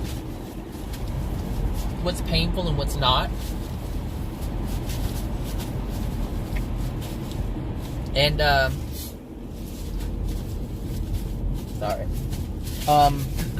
Like, we have an idea for that, of what that is, but we can't experience that because of all the pain and suffering that's within our soul.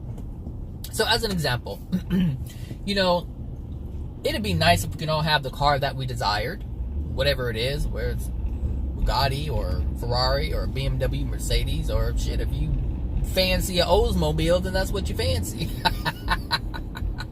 You know, if you want that Cutlass Supreme, then you want that Cutlass Supreme. You know, if you want the rooms with the 17-bedroom house, if that's what you want, and that's what makes you happy, you can have. There's nothing wrong with having that. If you want a beautifully landscaped front yard and a garden in the back, if that's what you desire, if you want a house that looks like the Hansel and Gretel house that was in that story, if that's what you want, that's what you can have. There's nothing. If that's what you desire, it's okay to desire that, is what I'm saying. But the contents within our soul prevent us from truly enjoying those things. If that makes any sense. I hope it makes sense, because it's important. You can have whatever it is you desire. There's nothing wrong with those things. The problem is the things that are within our soul that prevent the happiness or the the positive experiences of having those things. Does that make sense? Because you can have a house. You can have the 17-bedroom house and the BMW or the whatever car you have, and say you want, 3 children, and you have the 3 children. Like, you can have all of these things, and these things make you happy, and they can make you happy. But if you have marital problems, if you have infidelity in your family, if you have, oh gosh, look at this. Just today is just such a clusterfuck. I tell you, wow. Look at, I have to get in that line at some point. I've never been this late before. This is interesting. This is so interesting. I don't think I'll be going that way. I mean, if I can squeeze in, then yeah, I'll do it. But it doesn't look like it's a strong possibility. Doesn't look like it's a... Oh, dear, look at this. It looks like an In-N-Out drive-through. It sure does. It looks like an In-N-Out drive-through. I can't mess with that. I just can't mess with that. I cannot. So, I'm just going to leave it alone. And just go around. This is too much right there for me. And there's a line this way too. Oh. Whatever. Alright, so we go this way. So, give my viewers a different route of Los Angeles. So, what was I saying? Oh, so if you have everything and, you're experiencing infidelity, let's say one of your children has asthma, and, sometimes they're, you're afraid if they're going to live or die. Let's say, you have people who are constantly breaking into your house and stealing things because you have all this stuff. Like, your experiences aren't great. It's not like you can experience all these things in its purity, because it's tainted with all these events based on your soul condition. And understand that whatever your children are experiencing is based on your soul condition, which is part of your law of attraction, which is part of their law of attraction. Do you understand? So if you have a degraded soul and you have kids who have medical problems or physical problems, and you pass the emotional injuries to them, then your ignorance is their law of attraction, because you guys are a law of attraction for one another. Do you see how this stuff works? This is why it's so important to clear this shit up. It's just get rid of it. People want to hold on to it and go to wine bars and ignore what's going on, when in actuality they should be releasing the things so that all these experiences that they're trying to use their willpower to create can actually be had. Like, the pleasures can be had, the happiness can be had, the joy can be had. Does that make sense? I know it makes sense. I don't know, I keep asking if it makes sense. It makes sense. If it makes sense to you, that's the question, is if it makes sense to you. But it does make sense. And if you accept it, then you'll be able to improve your life in a more rapid way. So, if it's not one lioness after another, this is crazy today. I tell you, this is crazy. Which is part of my law of attraction, by the way, and I do recognize that. I do recognize that.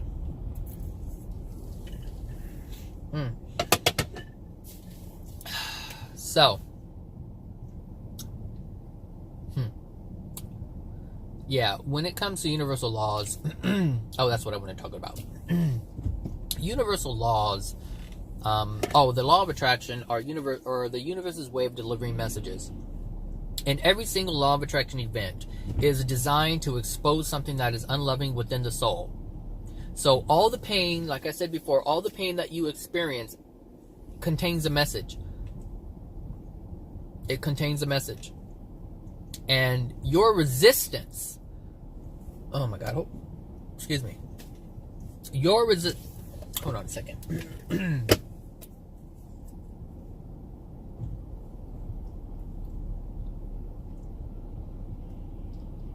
Those houses look hot as I don't know what right now, because they're so exposed to the sun. It just looks like it'd be just burning up when the sun comes out. Oh, the sun will come out tomorrow. So, the intensity of the law of attraction is based on the resistance that you have to the things in your soul. So, even for this guy next to that was I was talking to, this was not a light experience. This was a very heavy and traumatic experience. And the reason why it was traumatic and heavy is because he's denying things within his soul.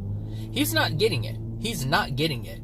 He's not receiving his messages that have been given to him throughout his life. And this is the message that he needed to experience in order to get the message.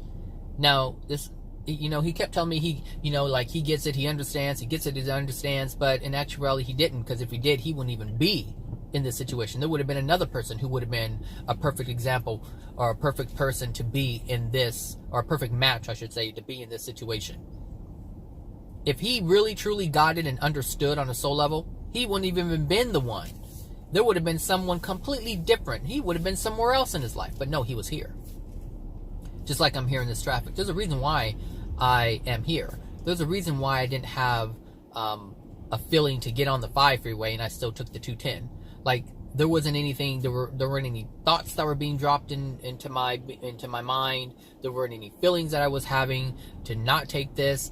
And so I didn't have an option, because this is the option that I needed to experience. And I haven't quite figured that out. I haven't even tried to figure that out yet, because I'm making this video, which is 1 hour and 36 minutes long. But he kept saying he got it, and he didn't get it. And there was nothing I can, and this is what I was alluding to earlier. You can't tell someone they don't got it when they feel they got it. And if they feel they got it, they don't want you to tell them that they don't have it, because they're so hell-bent on feeling that they do have it, or believing that they do have it. The answer, that is. The understanding. So, the more intense your law of attraction, the more resistance you have to the contents within your soul. Which is why the law of attraction has to create or devise such an intense event so that you can see it, so that you have the opportunity to see it. And it's going to get worse and worse and worse and worse. I mean, really, think about it. Having, like, for instance, like, I was, what was I? I was, 20 years old, maybe? Or was I 19? No, 20, maybe 20 years old when I was in a car accident with my mother. And she died before my eyes. And the way it was, there was a bend, there was a stop sign, but that person didn't see the stop sign because it was out in the country and these bushes grow all kinds of crazy, and so they couldn't see it. And so they came barreling around the corner, but by the time when I looked to turn, there was nobody there. But by the time it was time for me to go, I went, but that person was, I mean, it was out in the country. No, everybody drives fast in the country. So by the time I was into my turn, and I wasn't even taking a fast turn, I was being all nonchalant, just la la la, because there was no one there. Why should I turn fast? So I just took it slow, and then the next thing I heard was my mother say, "Zachary!" And then before I know it, I was coming to, and that car had hit us, pushed us into some telephone pole, and my mother had died in that moment. But it wasn't really death. It was a near-death experience. Because look, don't try it. You people... So, that was a traumatic experience for me. But that had to happen. That had to happen for me. And it drove a whole bunch of things home. A whole bunch of things. There was a whole bunch of experiences, or a whole bunch of things that were realized in that moment. Before I even realized. But they were stepping stones to a greater understanding. And I can tell you that all the things that I know now, in terms of the spirit world and what happens in the soul and the universal laws and love and all these different things about life itself, I know these things because of that experience that I had with my mother. That experience that I had when I was 19 or 20 years old, that experience of my mother supposedly dying in that moment, all of that, it was that experience, but it was really what came after. It was what she shared with me. It was her experience that she had while she was not conscious here in the physical. It's what she experienced in the non-physical. It's what she told me. It's what she told me she saw, what she experienced, the people that were there. That stood out. I didn't understand it, and yeah, I can tell you, I thought my mom was crazy. I thought she was crazy. At that moment, I was like, she doesn't know what she's talking about. She's seeing people, I just thought it was something that it was made up, and she thought she imagined it, but I couldn't understand because I didn't experience it. And it wasn't until I came later, and I didn't even know what NDEs were, near-death experiences. I didn't know what that was. And I looked, and I was like, whoa, wow. And I remember saying to myself, my mom was telling the truth. Like, she did experience these things. And then the proof was all these people, other people who were complete strangers experiencing the same things. And I thought that they had died and come back. And then I later realized that they didn't die. And that death is completely different than a near-death experience. But it was that situation there, that event, that traumatic event, that allowed me to learn other things later down the road. It's just like this guy that I had a conversation with. He had this traumatic experience. And it's something that he's going to remember. And not only is he going to remember that, he's going to remember everything that revolves around that. Meaning he's going to remember the conversation that I had. And being that I gave him my card and I told him about this stuff, he has an idea that I have a little bit more knowledge than he does in regards to this stuff. And so there is an opportunity, there is a possibility that he will log on and get onto YouTube and find this video and hear the things that I'm talking about regarding his experience. And that experience with his friend could be the one thing that he needs to help him understand even more. That may be the one thing, the stepping stone, just like I had a stepping stone with my mother. This experience with him and his friend could be that stepping stone for progress that he doesn't even know he's going to make in the future. Does that make sense? So, we don't know, we don't always know why these experiences happen. And, being that this video, I really don't make videos that are almost 2 hours long. This video is an hour and 42 minutes. I don't make videos this long because I only make videos that are the length of the time it takes me to commute to work. That's how long my videos. That's really how long my videos are. It's dependent upon that. And the universe knows that. And the universe knows what I know. The celestial beings know what I know. Other spirits know what I know. But like I said, God knows what I know. And if there's certain information, if this video needed to be 2 hours long, if this video needed to be 2 hours long for me to fit all this content that I have fit into it, if that's what needed to be done, then like I said, the universe, God, whatever, will orchestrate events.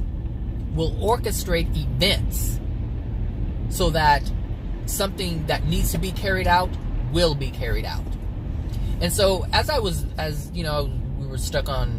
we were all stuck in traffic back there, initially, I actually noticed what had happened, why we were so backed up in traffic, and why 5 lanes were actually turned into 2 lanes, or 6 lanes turned into 2 lanes. I can't remember. But I remember, I noticed what happened. And what had happened was, if you're black, you know exactly what. Okay, what had happened was, stop it, Zachary. All right, so what had happened was, the axle broke on the trailer that was carrying these planters. I don't know if you caught it in the video, but the axle broke, and so when it broke, it damaged the concrete. There wasn't a collision or anything like that. This was a single vehicle accident, and the trailer was actually, or the truck was carrying 2 trailers, one that was part of And then there was a secondary trailer that was carrying, there were planters, the big planters that they hold these big palm trees. You know how they transport palm trees and they're these wooden square containers, planters? That's what that truck was carrying. There's a bunch of those. And apparently the axle gave way and it fell and scraped the concrete, and so it created a huge thing in the concrete. I'm not sure if it cracked it or not, or it just took chunks of it out, or something spilled. I don't know, but I knew that they were doing something with the. I'll investigate the video later, but they were having, they were trying to fill it all in. So, and that's what there was a lot of dust and powder, and something could have, busted, but it didn't look like there was a. It looked like it was a single vehicle incident. And so that caused, that one thing caused all of that. And so it didn't look like anyone got hurt, but it looked like something happened. Does that make sense? So for whatever reason, that person woke up at a certain time, got on the freeway at a certain time, to have this happen at that time, to create an event that caused delayed traffic, which even allowed this video to be 2 hours long, which allowed me, and this is what I'm saying, like, everything happens for a reason. Nothing is by chance, nothing is by coincidence, nothing is by accident, nothing is by luck. Nothing. Everything is orchestrated. This is a symphony that is being played out, and if you know it, you'll go along with it, and you'll enjoy it when it happens. This is the great thing about knowing the laws of the universe, and knowing that the universe is a system that is happening. It is a symphony, and everything is an orchestra just happening, and it's beautiful if you know that is happening. If you understand the law of attraction, that is there, it's in love, and everything is playing the way it should be playing. And if you weren't so resistant, if we were not so resistant, we would go along with it. We would feel it. We would feel the love coming from it. It's like when you're listening to a symphony. You feel the harmony of everything, of everyone playing their role, playing their part, coming together, making beautiful music. And that's what's happening with our lives. We just don't see it. Every single thing that you see as unloving is actually love. From the Creator's perspective, not from ours. Let's get that straight. From the Creator's perspective. And let me explain that a little bit, because if the person who attempted suicide knew that all these events were coming to him in love to expose the things that are within his soul, so that he releases the things that are within his soul, if he knew that was happening, he would have never, ever, ever even thought about committing suicide. Because he would know that everything that is happening is for his own benefit, because the Creator loves him enough to expose the things that are unloving or damaging within him, so that he can feel it and release it, so that he won't have to be dealt with it again, so that it would be gone, so that the pain that he's experiencing, the painful experiences that he's experiencing, the painful life that he's experiencing can be stopped. Like that. Just like that. If he knew that, but he doesn't know that. And he doesn't, and the evidence of that is the suicide attempt. This is why people, I say, it's so important to understand what life is about. Why we experience the things that we experience. The information that I have, not just the information, but the understanding of the information that I have, has transformed my life and continues to transform my life. Not everyone can have this. Well, let me put it this way. Everyone can have this, but not everybody even understands or has an understanding or a knowing or an awareness that it's even there to have, to hold. If they did, they would grab onto it. But instead you have people saying, that's not true. That's not true. Well, if I can't see it, then I don't believe it. If I can't see it, then it's not true. You're going to have to prove it to me. You're going to have to show me. And the thing is, your whole life is showing you. Your whole life is showing you. your whole life. Everything that you've ever experienced. Universal laws at play every day. Every day, universal laws are happening. The law of cause and effect. The laws of compensation, which is karma. The laws of the law of attraction.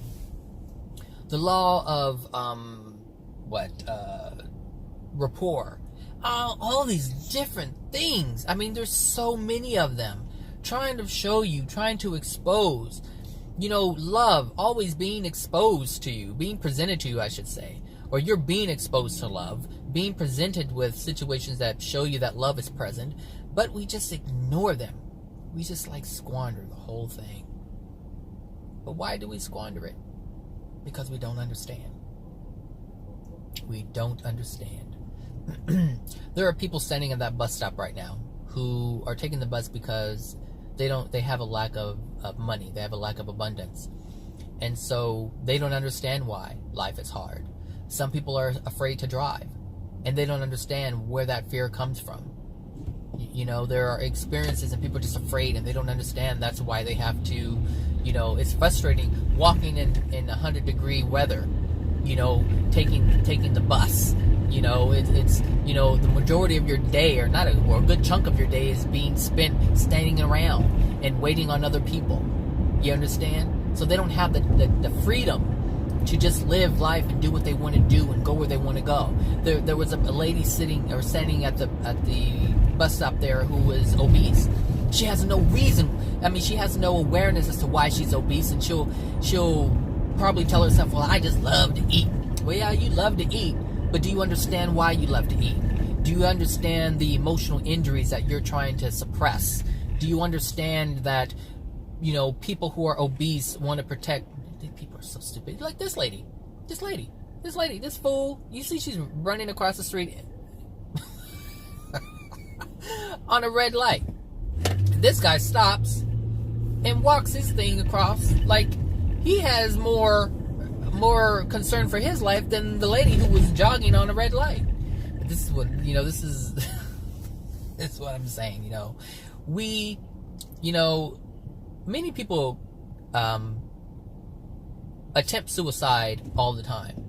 They're just not conscious of it. There's a reason why you don't walk on a red light. There's a reason why you don't walk. You don't walk on the beams of a building, of a high-rise being built, without safety gear, without being tethered to the building. There's a reason why for that. So you don't die. So you don't have the potential of that. Do you understand? And so people commit these acts of suicide or attempts of suicide unknowingly. How many people, play around with, everyone knows that drugs aren't good for you, but some people do it. Some people, they're risking their lives, attempting suicide. They don't know it. They have no clue. And so these are, the statistics may say that 3,000 people die a day due to suicide, but they are not counting. They are not counting the attempts of suicide that happen every day.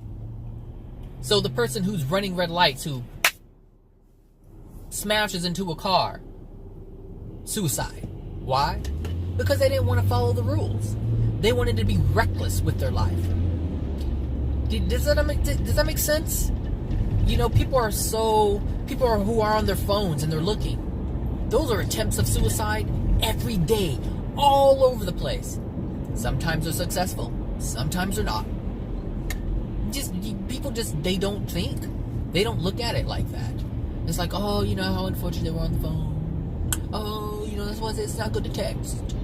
I used to hear old people say, these young kids are, on their texting on their phones. And here I see 70-year-olds in their Lexus on their phones, driving 20 miles an hour because they're on their phone. And I'm like, wow. Wow. And I'm thinking, shit, your life is damn near over, and you could care less about the 17-year-old who hasn't even started yet. It's like, You have to be aware of all these things that are going on. And I'm aware of it, which is why I don't text. I'm not on the phone doing all that stuff while I'm driving. One, because I care about my life, and I care about other people's life. I can't be a cooperative component for that. The universe will not be able to use me in that manner. That's not how I want to be used by the universe. That's not how I want to deliver a lesson to someone else. I want to deliver my lessons differently. Which is why I make these videos. I have truth, and this is what I share.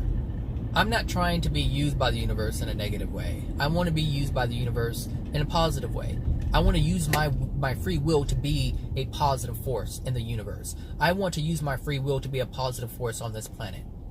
That's what I want to do. That's my goal. That's what I live for. To be loving towards myself and loving towards others. That's it. That's it. That's my goal. That's what I want. But other people want different things, and that's fine. That's their desire. And there are consequences to all the things that we desire, both good and bad. There are consequences to lying. There are consequences to telling the truth. The consequences are positive if you tell the truth. The consequences are negative if you don't. The consequences are positive if you love. The consequences are not. They're negative if you don't. There are consequences to everything. And so we have to choose. We have to be aware of what our choices are. First of all, we have to be aware of what our choices are. And this is why it's so important to learn what our choices are. And understand that they do work. Like, the laws are in place. Understand the laws, people. Do some research on it. You know? Do some research on the universal laws. If you really want to know universal laws, go to divinetruth.com. www.divinetruth.com, and you'll learn the universal laws. You don't have... You'll be confronted by some of the things that you may read, and that's fine. But I would suggest that you just focus on the laws. Don't focus on who's saying it. Just focus on the laws and look at them. You can look at the laws and you can see that they've been in play your entire existence. All of them have been in play your entire existence. Your whole life is proof of that. The pain and suffering that you keep having, there's a reason why that pattern is even possible. Because there's a law that's making sure that it is possible. You're breathing because there's air. There's a reason why it's here. There's a reason why you get to wake up every morning. There's also a reason why people have cancer. There's a reason why people have asthma and diabetes and gout and every other disease and sickness that there is. There's a reason. They're all emotional. And these emotions create the same thing over and over again. And there's a reason. Because there's a law that says it should be. It has to be. How else can you learn if there isn't a pattern to learn from? Which is why I'm so grateful that I see patterns. I see patterns all over the place. And this is actually what Jesus... I remember Jesus saying he recognized the patterns. He recognized patterns. It's funny because I actually thought about that the other day. I was like... When I was mentioning patterns, it dawned on me that he said... You know, because they were asking him, how did you figure it out? And his response was he noticed patterns when he was a kid. And I noticed patterns. And I've told you that I've noticed patterns since I was a kid. But he also said that he had the free will to explore those. He used his free will to explore those patterns.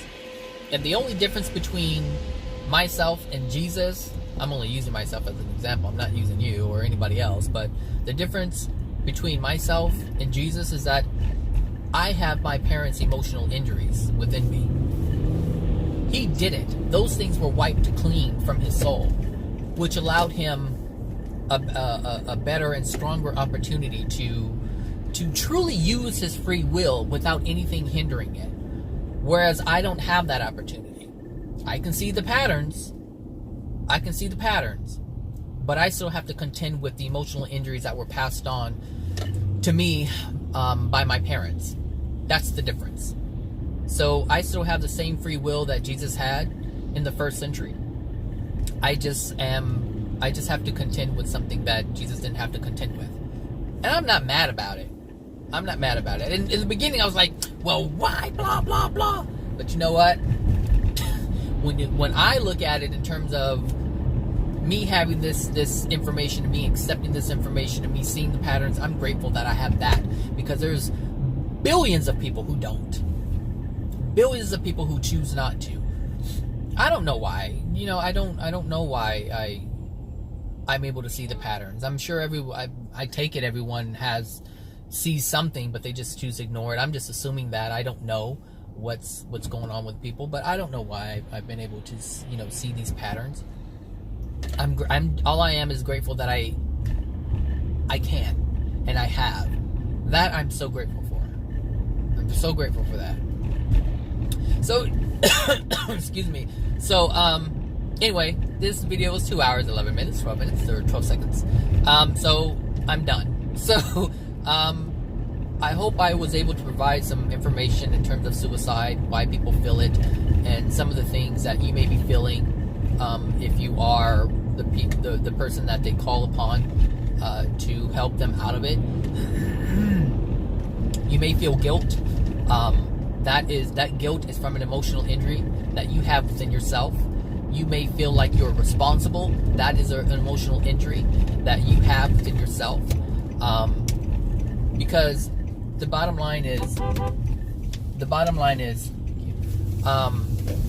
the people are not your responsibility. They are their own responsibility. And so if you feel responsible for someone else's life, that is a false belief. And that false belief is causing you pain. Which is why you feel pain when you can't control the situation that you feel you need to control. So if you feel responsible for someone else's life to continue life, if you feel a pressure, any kind of pressure is based on an untruth that you hold within yourself. And that's based on an emotional injury that you have within yourself, which is why you were even presented with this information, to expose that which dwells within you that is not supposed to be there. Does that make sense? So, the fact that this guy felt pressure, yeah, that's why he was there. That's why he was the one present. That's the reason why that guy called upon him. Because he needed to experience this. He needed to experience this. You see? It all works perfectly, like a symphony. Orchestrated perfectly. All right, everyone. I hope you guys are doing well. If you have any questions regarding the suicide or the topic that I've talked about today, or any other topic, go ahead and write it in the comments. If it's something that is intense or intensive information-wise, or information heavy, I should say, I'll make a video response to it. That's the easiest thing for me to do, because I'm able to make these videos when I'm just driving to work, versus being at work or doing something and taking time to have to type. This is the easiest for me, so I usually make video responses, and usually they're tied to certain questions are tied to other things that aren't asked but need to be explained. So feel free to comment, feel free to ask questions, and I am more than happy to answer them. Okay? All right, everyone. Take care of yourselves. Be well, and until next time. All right. Bye now.